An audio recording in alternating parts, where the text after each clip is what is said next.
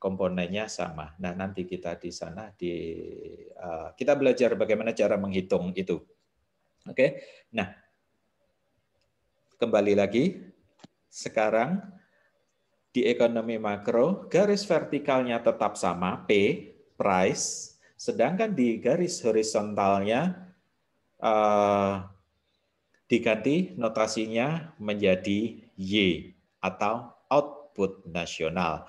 Output nasional itu juga sama dengan PDB, produk domestik bruto, sama juga pendapatan nasional. Secara casual di ekonomi di ekonomi makro, nah istilah output nasional PDB, pendapatan nasional itu seringkali digunakan secara bergantian. Oke, sebentar saya cek. No.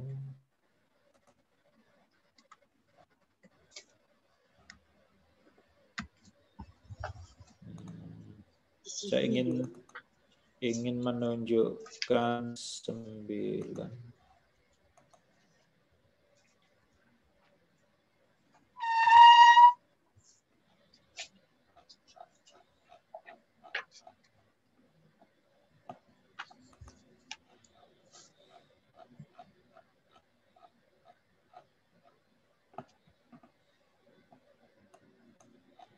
Anyway, share screen-nya bisa dilihat oleh teman-teman. Share screen saya. Bisa, Pak. Bisa. Oke, Bisa, Pak. jelas, kabur, ngeblur. Jelas kok, Pak. Oke. Jelas, Pak. Anyway, gini, apapun juga, Zoom ini memang kelebihannya interaktifnya, tetapi dia memiliki kelemahan dari kuota. Nah, saya minta teman-teman nolong temannya yang memiliki keterbatasan kuota. Oke, itu aja. Caranya bisa direkam, silahkan. Nanti di-share ke teman-teman yang memiliki saat ini lagi berhalangan karena kuota. Kita fleksibel aja sebentar. Saya ingin loncat dulu menunjukkan. Nah, di sini. Ini nanti akan kita pelajari. Untuk sekarang ini saya ingin perkenalkan tool analisis di ekonomi makro itu pada dasarnya sama dengan di ekonomi mikro. Oke. Nah, di sini yang membedakan kembali lagi sisi di horizontalnya di sini diganti Y. Kalau di mikro Hi. Itu tadi udah saya jelaskan. Nah, kurvanya slope-nya negatif. Kalau di mikro D saja, demand, permintaan. Nah, kalau di makro ditambah huruf A. A ini apa? Agregat demand. Nanti Anda bisa cari ini, makanya agregat demand. Atau permintaan agregat. Ya, permintaan agregat itu adalah permintaan atau hasil penjumlahan dari permintaan seluruh individu yang ada di sebuah wilayah, dalam hal ini sebuah negara. Flashback ke mikro. Makanya saya katakan prasyarat untuk masuk ke ekonomi makro, mikronya harus, kalau lulus Anda pasti udah lulus, oke? Kita nggak bahas lulus. Anda harus paham dulu. Di sini banyak cerita yang, oh itu ternyata di mikro. Oke. Masih ingat kurva permintaan? Kurva permintaan di MenQ, mudah-mudahan masih ingat, Anda ketika membahas, oh kurva permintaan es krim, kalau di MenQ kebetulan contohnya es krim. Kenapa? Ya, Amerika. Kalau saya kurva permintaan cilok, kenapa? Ya karena di Kalmong banyak pedagang cilok. Oke, kurva permintaan es krim di suatu wilayah, di suatu suatu wilayah itu merupakan penjumlahan dari permintaan es krimnya Kathleen, siapa lagi itu? Ada 3. Permintaan es krimnya John dan permintaan es krimnya Jean. Dicontohkan di pasar tersebut, pasar es krim ada 3 individu, Kathleen, John, dan Jean. Oke. Nah, permintaan masing-masing es krim mereka kemudian dijumlahkan. Nah, hasil penjumlahan itulah kurva permintaan es krim di wilayah misalkan di Baltimore contohnya di Amerika kasusnya. Oke. Nah, kalau agregat demand yang ada di makro itu permintaannya bukan lagi es krimnya Kathleen, John, dan Jane, tapi Kathleen, John, dan Jane dijumlahkan, termasuk ketika kemudian Kathleen meminta atau memerlukan misalkan tas, ditambah permintaan tasnya siapa lagi, kemudian permintaan HP-nya, permintaan baju, permintaan sepatu, permintaan apalagi meja, kursi, laptop, kamera, dan sebagainya, kemudian dijumlahkan. Itulah kemudian membentuk agregat demand. Outputnya sudah ngeblur karena outputnya semua output yang ada di negara bersangkutan dihitung. Nah, ini agregat demand-nya. Jadi perbedaannya dengan mikro, kalau mikro tanpa huruf A, nggak ada agregat. Pak, di beberapa mikro, yang versi bahasa Indonesia banyak, dia tanpa menyertakan A, karena sudah tahu, oh ini bukunya pro, sehingga tanpa notasi huruf agregat, huruf A, itu sudah dianggap pembaca tahu. Meskipun itu kurang lengkap, kalau yang lengkap yang versi bahasa Inggris. Nah, bagaimana dengan yang di supply-nya? Ini nanti kita akan lari ke sana. Oke. Oke. Ini agak membingungkan Anda karena di sini gabungan supply ini ada dua masalahnya. Oke. Ini cuman diasumsikan dia tegak lurus saja, nggak masalah, asumsinya saja. Tapi yang ingin sampaikan agregat supply di sini, ini abaikan dulu yang LR ini long run, tapi intinya sama dengan yang di demand. Dia kalau di demand makro ditambah notasi A, agregat demand, nah di supply-nya juga ditambah notasi A, agregat supply. Penjumlahan dari supply-supply yang ada di mikro ditambahkan seluruhnya. Supply-nya penjual telur di Kalimongso, ditambahkan supply-nya cilok yang ada di Kalimongso, ditambahkan supply apa tadi buku yang ada di Kalimongso, supply-nya apalagi warung makan yang ada di Kalimongso, dan semuanya dijumlahkan. Para penjual itu berjualan apa? Dijumlahkan. Itulah kemudian membentuk agregat supply. Ini hanya karena nanti kita akan masuk ke sana. Ini di apa ini istilahnya? Di asumsikan dia tegak lurus, tapi nanti yang lebih realistis dia tidak tegak lurus, tapi slope-nya positif seperti supply yang ada di ekonomi mikro. Itu saja gambarannya. Jadi nanti kalau di sini agregat demand, sorry yang tadi gambar pertama. Nah di sini agregat demand.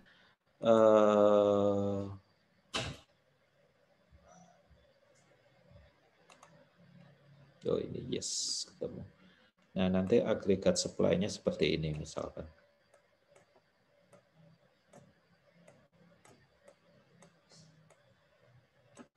Oke, seperti ini kurang lebihnya. Ada titik equilibriumnya juga. Dan ini nanti menjadi tool analisis yang berbeda di sini. Perhatikan di sininya, outputnya. Oke, nah di mikro apa itu? Kita belajar supply, demand, oke, itu di awal, oke. Baru kemudian supply, demand itu kemudian diaplikasikan, oke. Jadi penyampaian supply, demand-nya di awal. Mengapa disampaikan di awal? Karena di sini ada perilaku individu yang mempengaruhi supply dan demand. Perilaku penjual mempengaruhi kurva supply. Perilaku konsumen mempengaruhi kurva demand. Dan kemudian baru masuk ke aplikasinya. Dilihat apakah barangnya itu barang sifatnya komplementer ataukah dia barang istilahnya kebutuhan pokok, barang primer, kemudian barang sekunder, ataukah barang tersier. Kemudian dilihat tegak lurusnya kurva. baik dari sisi supply dan demand. Artinya di sini semakin dia tegak lurus, semakin dia inelastis, dan semakin dia mendatar, semakin elastis. Oke, bagaimana kuncinya? Ya pahami saja dari sisi P-nya, kan gitu aja kan ya. Barang-barang yang elastis, barang-barang yang baper, oke, Anda paham kan baper? Maksudnya harganya dicolek sedikit dia udah gerak. Bahkan harganya nggak dicolek dia gerak. Naik turun, naik turun. Nah itu barang baperan. Itu artinya apa? Barangnya sangat-sangat elastis. Tapi kalau barang-barang yang inelastis dicolek, ada orang dicolek, ditabok, dia nggak pengaruh apa dia nggak marah. Tetap aja di situ, tambang, kekeh di situ. Nah, sama barang inelastis itu dicolek. Siapa yang nyolek? Harganya. Ingat, mikro itu kacamatanya hukum permintaan, hukum penawaran itu dari P dulu. Price dulu, baru kemudian pengaruh ke Q, quantity. Itulah kemudian di buku Menkyu juga sama. It was long time ago. Ilmu ekonomi mikro itu juga disebut dengan ilmu teori harga karena harganya dulu bergerak. Nah, barang inelastis harganya bergerak, mau bergerak berapapun dia tetap perubahannya ke Q itu kecil. Berubah sih tapi kecil. Oke, contoh beras. Naik ya kalau kita karena makanan pokok kita beras, maka harga beras naik 1.000 ya. Kalau keperluan kita Q-nya per bulan misalkan 10 kilo atau 20 kilo untuk satu keluarga, bukan untuk seorang. Nah, maka Q-nya juga akan kita tetap. Kalau Anda ngurangi Q kan lapar, kan gitu aja kan risikonya kalau di mikro. Kan gitu. Sehingga mau naik, mau turun, demikian pula kalau turun, misalkan harga pasarannya 10.000, tiba-tiba turun jadi 5.000 per kilo, kan masyarakat juga nggak akan nyetok jumlah beras yang banyak kan, karena beras kan juga ada masa ininya ya, masa kedaluarsanya. Oke, nah kemudian diaplikasikan sesudah itu, kemudian masuk ke struktur pasar. Nah kalau dari sisi mikro, khususnya dari sisi sini demand itu nggak banyak pembahasannya. Yang paling banyak dari sisi supply-nya. Kenapa? Nah, karena di sini ada perilaku penjual. Perilaku penjual dipengaruhi oleh 4 struktur dasar struktur pasar. Oke, apakah dia di perfect competition ataukah di monopoli, 2 titik ekstrim, atau dia 2 di antaranya. Yang lebih dekat ke monopoli itu yang oligo, atau yang lebih dekat ke persaingan sempurna itu yang pasar imperfect competition monopolistik. Oke. Dan sesudah itu ada tambahan ini karena perkembangan ilmu, kemudian perilaku manusia. Oke. Nah, mikro seperti itu. Supply, demand disampaikan di awal. Nah, kalau di makro, sebelum masuk ke agregat demand, agregat supply, Anda diajak berkelana dulu. Oke. Anda diajak bagaimana proses penentuan Y-nya ini. Kenapa? Karena Y ujung-ujungnya berbagai kebijakan yang diambil dari sisi moneter, bank sentral, dari sisi pemerintah, fiskal atau APBN, itu bagaimana mendorong Y ini agar terus tumbuh. Y gimana caranya bisa bergeser ke posisi yang sebelah kanan. Esensinya dorong Y-nya. Gitu kan. Nah, ini nanti akan menjadi menarik ketika peristiwa pandemi. Kenapa? Karena didorong pun ternyata Y-nya malah bergeser ke kiri. Buktinya Pak, buktinya PDB kita, PDB Indonesia triwulan 2 terkontraksi. Terkontraksi itu maknanya Y-nya turun. Pertumbuhan ekonominya turun. Outputnya turun dari semula. Yang bagus kalau outputnya misalkan tahun 2019 outputnya 20.000 triliun misal, maka di 2020 21 triliun. Itu yang paling bagus, tapi yang ternyata kita malah turun, terkontraksi. Nah, ini yang menjadi masalah. Kenapa? Karena ini nanti ada embel-embelnya. Embel-embelnya dia berhubungan negatif dengan jumlah pengangguran. Kan itu kan yang ditakutkan oleh pemerintah. So, itulah kenapa ekonomi makro dia mempelajari memang keseluruhan. Oke. Demikian pula kemudian di dalamnya kemudian muncul kebijakan yang dilakukan oleh pemerintah ketika terjadi resesi seperti saat ini tahun 2020. Mengapa dan apa yang harus dilakukan oleh pemerintah? Kan gitu. Khususnya nanti what is government budget deficit? Bagaimana dengan defisit APBN? Seperti itu gambarannya ekonomi makro.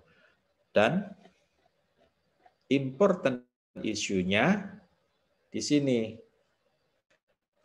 Ujung-ujungnya dari berbagai pembahasan itu memang ekonomi. Kalau Anda perhatikan dari berbagai literatur ini nanti berkaitan dengan cost of living. Cost of living ini kan bahasa apa ini namanya? Cost of living ini kan apa ini namanya bahasa. Kalau bahasa sederhananya cost of living ini kan inflasi. Oke. Dan kemudian PDB. Memang ini contoh kasus di Amerika PDB. Dan berikutnya kalau PDB kemudian unemployment. Artinya target utama kebijakan ekonomi makro itu berkaitan dengan 3 penyakit dasar. Penyakit di ekonomi makro itu adalah inflasi, pertumbuhan ekonomi, dan unemployment rate, tingkat pengangguran. Nah, 3 variabel ini berpengaruh. Dan esensinya, ujung-ujungnya ekonomi makro bagaimana mengendalikan 3 variabel utama di ekonomi makro. Nah, variabel ini nanti akan kita pelajari di chapter 2. Ini yang akan kita yang berupaya ditanggulangi, dikendalikan oleh pemerintah. Inflasi itu kan ya sebisa mungkin jangan tinggi-tinggi gitu kan ya. Bahasa sederhananya. Karena tinggi kan ya Anda tahu sendiri. Inflasi kalau terlalu tinggi, apa yang terjadi kalau inflasinya 20%? Apa yang terjadi kalau inflasinya 50%? Kan gitu. Nah, demikian pula pendapatan. Ini pendapatan ini kalau Anda abaikan dulu per kapita. Per kapita ini istinya dibagi dengan jumlah penduduk atau real per kapita atau GDP real.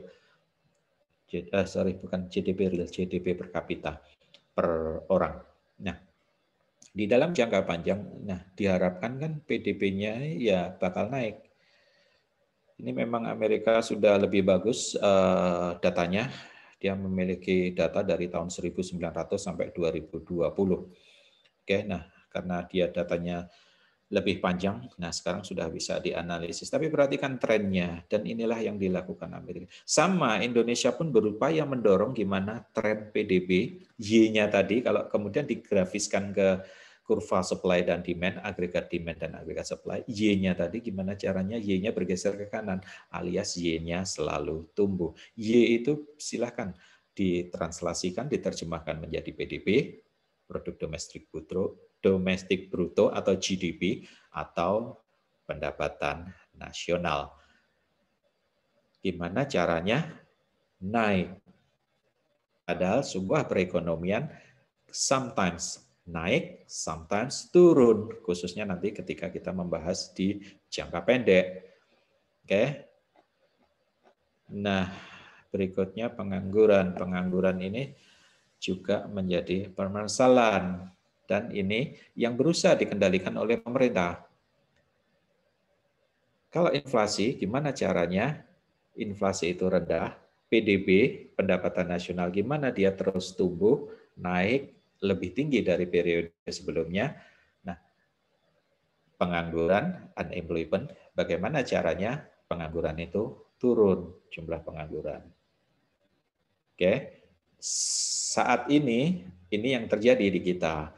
Penganggurannya naik. Ya kenapa? Ya karena ada pandemi, kemudian PHK terjadi di mana-mana. Sampai kemudian pemerintah harus mengeluarkan BLT. BLT untuk istilahnya keluarga prasejahtera miskin, sedangkan kemudian juga pemerintah mengeluarkan subsidi gaji untuk pegawai yang istilahnya gajinya di bawah 5 juta sampai mengeluarkan sejauh itu. Padahal penghasilan pendapatan kita dari pajak turun, tapi belanjanya kita semakin diperbesar, diekspansi. Nah, itu gambaran ekonomi makro secara keseluruhan. Sebelum lanjut, ada pertanyaan? Silakan kalau ada pertanyaan.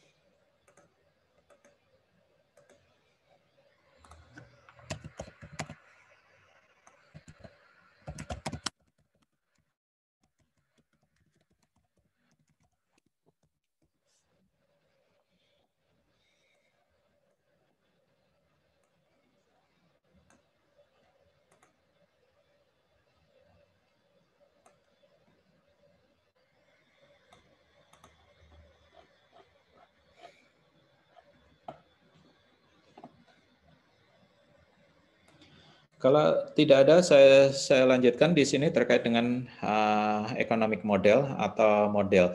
Pada dasarnya model itu adalah untuk penyederhanaan permasalahan. Contoh, kalau Anda di biologi ada model apa itu namanya? Masih ingat kalau di laboratorium Anda di SMA ada apa? Ada gambar apa? Badan manusia ya. Ada badan manusia, kemudian dalam-dalamnya ditunjukkan komponen-komponen. Biasanya badan manusianya nggak full tapi separuh terlihat dada, misalkan, kemudian sebelah kirinya terbuka. Nah, di situ kemudian ada terlihat komponen hati, paru-paru, jantung, usus dan sebagainya. Nah, itu model sama. Kenapa sih model itu? Untuk agar lebih mudah dipahami, disederhanakan. Realitasnya kan badan kita lebih complicated, lebih rumit lagi, tetapi kemudian disederhanakan dengan model anatomi tubuh. Demikian pula kemudian itu juga karena tidak terlihat dalamnya, dalam artian sendiri, tengkoraknya, kemudian dibikin model tengkoraknya, tengkorak yang utuh yang sering dipajang di laboratorium. Itu pun karena tengkorak masih dipandang terlalu general, terlalu umum, kemudian dibuat tengkorak khusus kepalanya.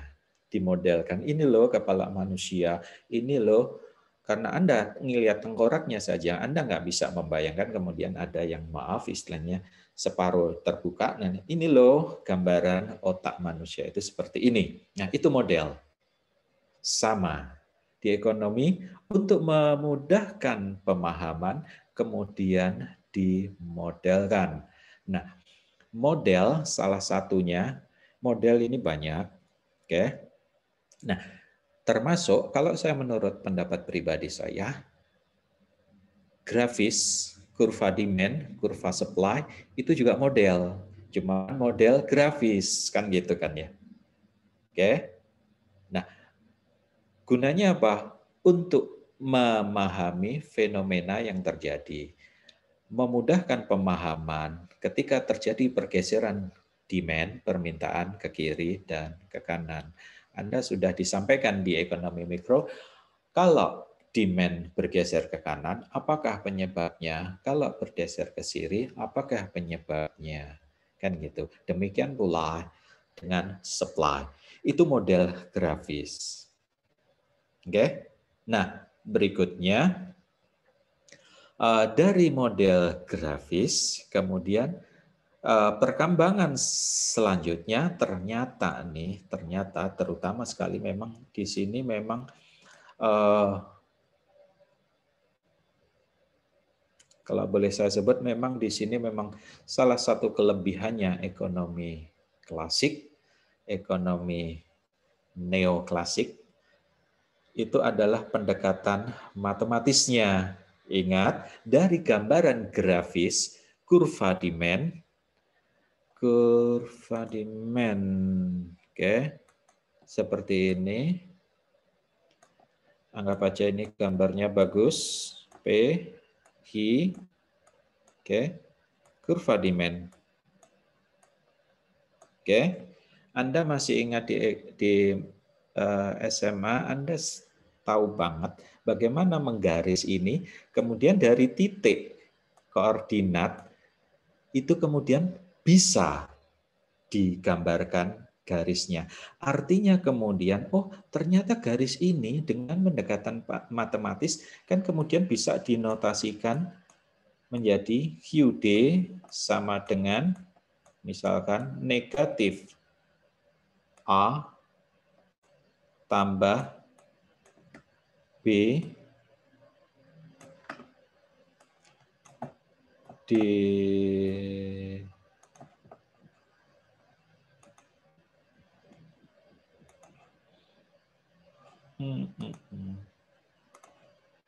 ditambah Q.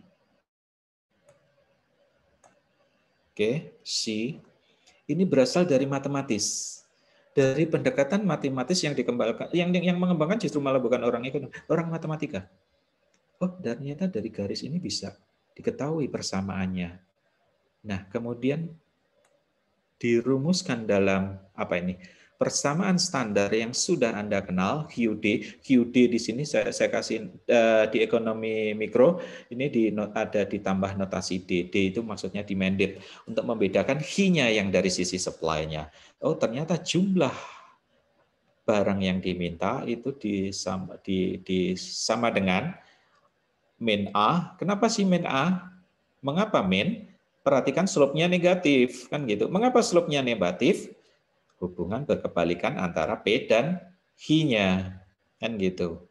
Ditambah B kalikan H, kuantitinya H, kan gitu. Kan gitu. Oke? Nah, ini slope, kan gitu. Artinya, gambaran secara sederhana QD sama dengan min A ditambah, kayaknya salah ya, ini bukan Q, ini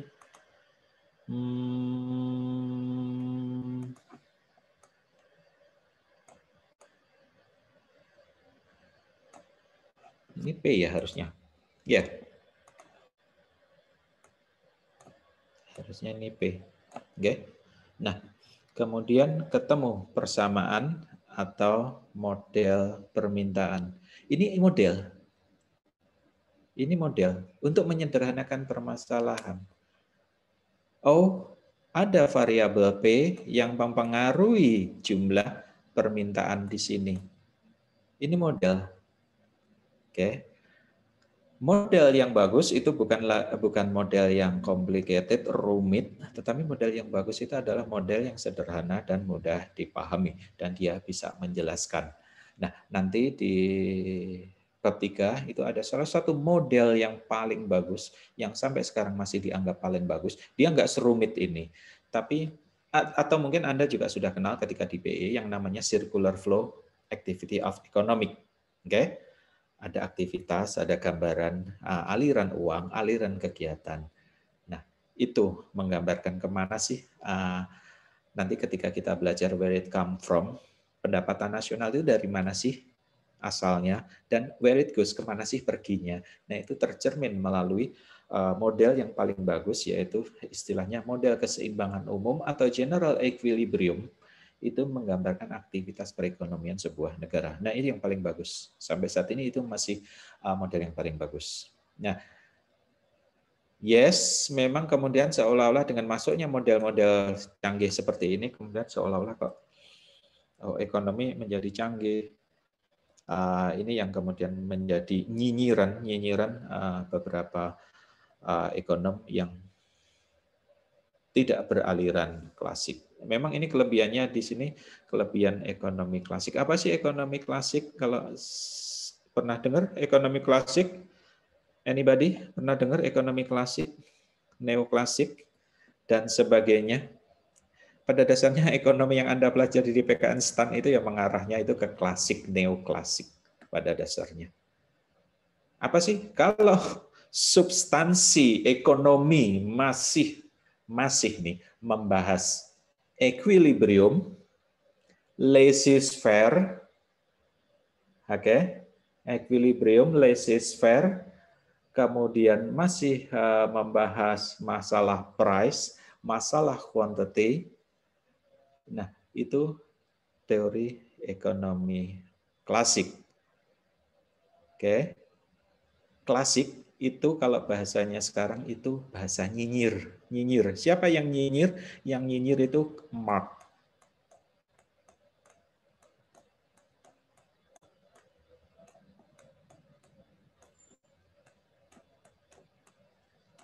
Marx nyindir ke Smith. Ekonomi pasar lagi, equilibrium lagi, keseimbangan lagi. Nah, kemudian Smith dan turunannya itu kemudian dikatakan kaum klasik ekonomi yang beraliran klasik. Pasar lagi, equilibrium lagi, price lagi, quantity lagi. Nah, persaingan lagi. Beda dengan pendekatannya si Marx sini. Itulah kemudian padahal ekonomi yang Anda pelajari, yang Anda temukan di buku-buku sekarang, yaitu pada dasarnya merupakan turunannya Smith. Jarang yang berhaluan Marx. Ada, di Menkyu pun sebenarnya ada campurannya. Ketika nanti membahas where it come from, where it goes, pendapatan nasional, itu dimasukkan pendekatannya Marx. Tapi tetap lebih heavy-nya ke Smith. PDB lagi, pertumbuhan lagi, kan gitu. Pertanyaan? Endogen, eksogen. Endogen variabel itu ya variabel yang ada di dalam model. Maksudnya di dalam model tadi pendekatan, kembali lagi soal model permintaan QD dipengaruhi oleh P. P di sini endogen. Kenapa? Dia ada di dalam model. Yang itu. Ada variabel eksogen. Variabel eksogen variabel yang ada di luar model. Apa misalkan selera atau taste. Ini kan nggak tercermin di sini. Nah ini seringkali dia disebut sebagai variabel eksogen. Tapi nanti abaikan aja itu nanti kalau teman-teman sudah masuk ke bagian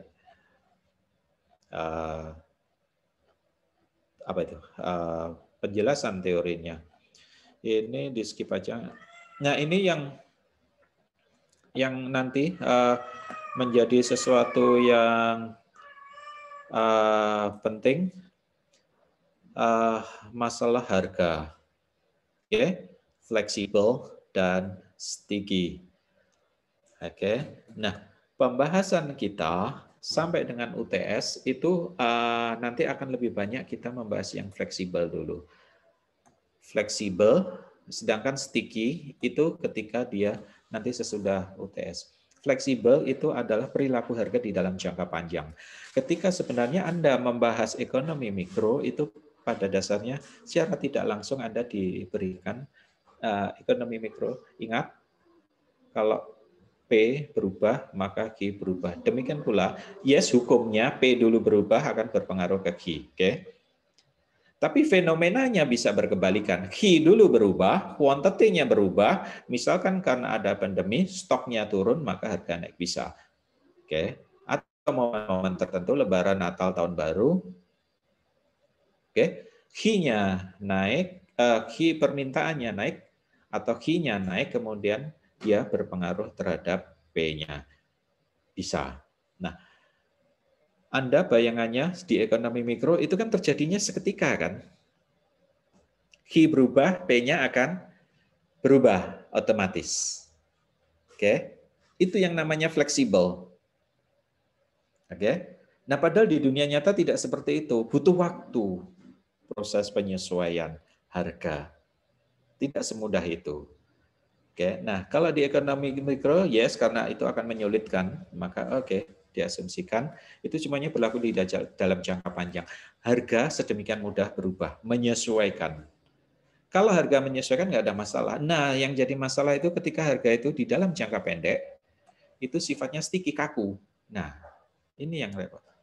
Terutama sekali nanti ketika membahas tenaga kerja, oh kalau outputnya turun berarti harusnya P di sini price of labor di sini upah, wage. Harusnya upahnya turun dong. Oh demo nanti. Oh kalau penjualannya alpha turun, oke, output yang dijual alpha turun, maka kemudian wage-nya harusnya turun. Oh rame. No, no, no. Nggak semudah itu. Terutama lagi, oh ada UMR. Nggak bisa, akan turun. Nah ini kemudian menyebabkan wage, upah, ini hanya upah dari labor aja. Nah ini dia sifatnya sticky, kaku. Beda di dalam jangka panjang dia sifatnya fleksibel. Oke. Nah fleksibel ini di jangka panjang, sticky di jangka pendek. Nah nanti yang banyak masalah itu di sticky jangka pendek. Makanya permasalahan-permasalahan itu sama Menkyu disampaikan nanti di jangka sesudah UTS itu nanti di sana kita bahas yang short run-nya. Oh ternyata short run itu ada permasalahan, beda dengan fleksibel. Market clearing itulah yang kemudian Anda kenal di ekonomi mikro. Oh, harga itu sedemikian fleksibelnya.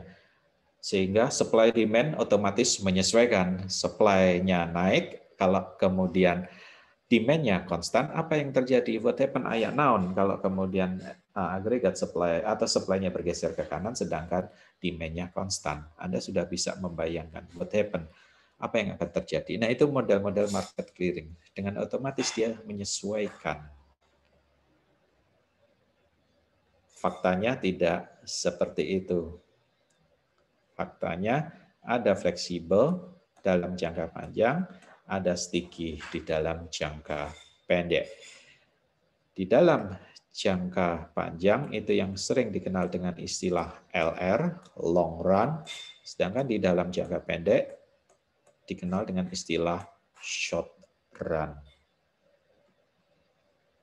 Dan di sini nanti salah satunya pengangguran.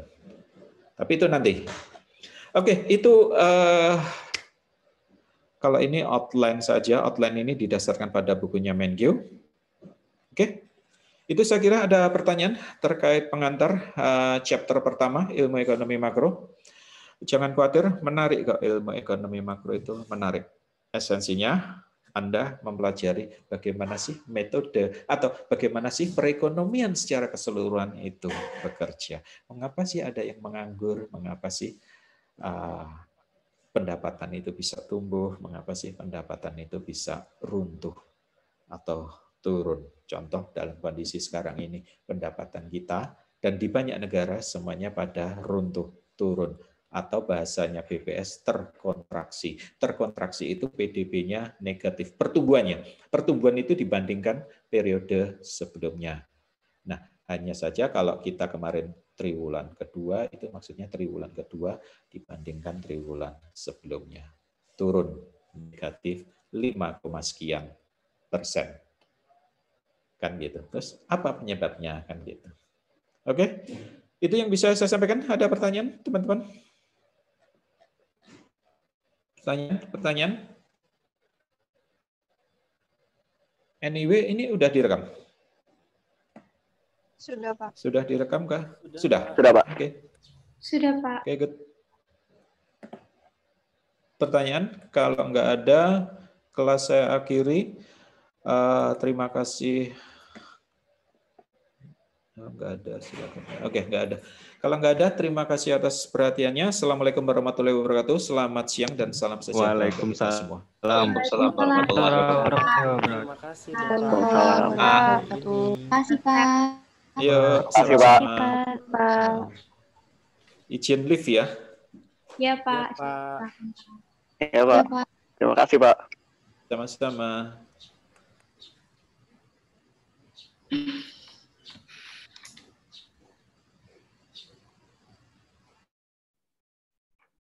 Terus kita live boleh nggak?